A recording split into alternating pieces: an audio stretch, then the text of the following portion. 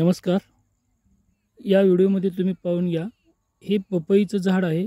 काही कारणास्तव वरची बाजू तुटली आहे, परंतु त्याचे फुटवे शिल्लक आहेत थोडे.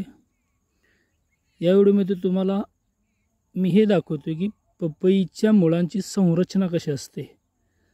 पपईला जे मूळ असतं ते सूटमूळ असतं आणि नंतर त्याला इतर बारीक बारीक मुळं येतात. बऱ्याच वेळा शेतकरी पपई लावताना बेड न करता भुईसपाटीवर किंवा चर पद्धतीने लावतात. त्यामुळे अडचण अशी होती की पपईचं जे मुख्य मूळ असतात, सोटमूळ, हे जे पांढरं दिसतं हे सोटमूळ आहे.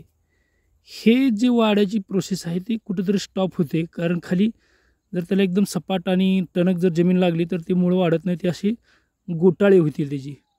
म्हणून पपई लावताना शक्यतो बेडवर लावणं उत्तम आहे, कारण प्रारंभीच्या स्थितीमध्ये जर पपईच्या मुळांची वाढ जर चांगली झपाट्यानं झाली तर त्याचा बुंदा चांगला डेव्हलप होईल, वाढ चांगली होईल.